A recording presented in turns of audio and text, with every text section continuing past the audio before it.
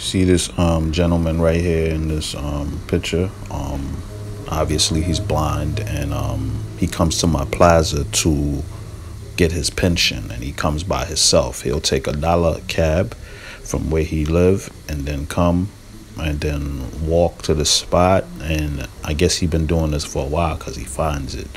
And this is the second time of me walking him back to take the cab, because I noticed I was talking to a salon person, and he was walking towards us, and I noticed he was drifting towards me, and I'm like, maybe his energy was taking him back to me so I can encounter this moment with him. So as he was drifting and drifting, I'm like, move to the right, you're walking towards the wall, because I was leaning on the wall. And then I said to myself, you know what, I'm not busy, let me walk him back to the cab. So as I'm walking, I told the salon lady to take a picture. So because I didn't have my phone, I was charging my phone. So as I'm walking him, I'm asking him questions. Why do you come here? Why this? Because it's a long walk and it's very, very dangerous.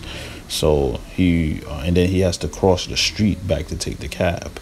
So when we crossed the street, as we was waiting, the first time he got in the cab pretty quick, somebody stopped for him. And people were saying, oh, that's nice of you. Da, da, da, da. I'm like, that's just something you're supposed to do for your elders. Anyway, so as we was waiting for the cab, now this time, nobody wants to pick him up. And even people that seen that I was waiting with a cab with him, you know how some people will insist, yo, you go first, man. It's a blind man, I could wait. Nobody did that.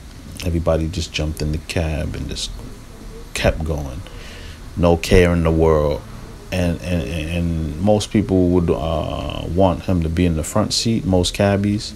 So they would use that as an excuse. Oh, we don't have no front seat for him. But then the ones who had the front seat wouldn't let him in the car, because I guess they figure he's handicapped and it might be a problem or liability. Who knows what they thinking?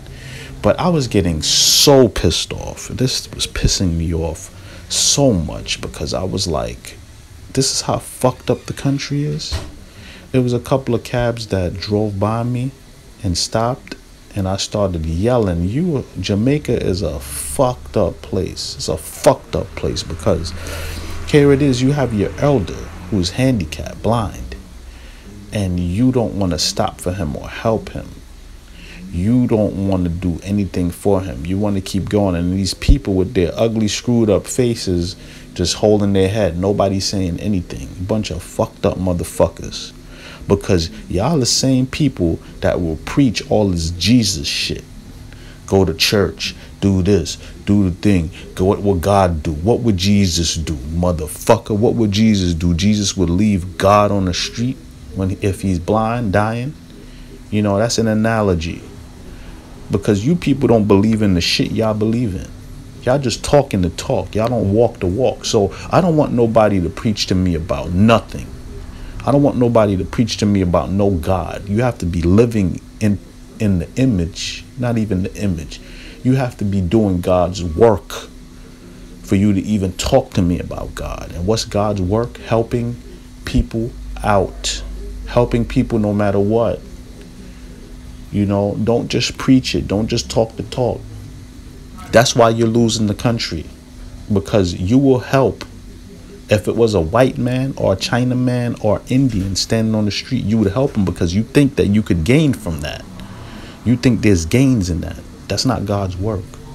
But you see your elder suffering, struggling, and you won't even stop the car.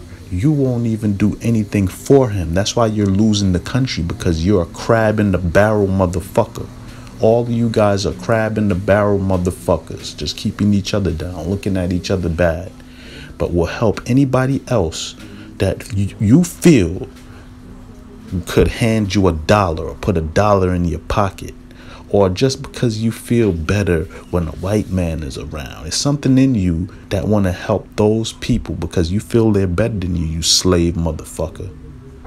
I was very, very disappointed and very, very upset. I don't curse in my blogs, but I have to curse in this one because you people are pieces of shit. You need to clean up your minds, clean up your communities, and get your country back because you lost your country.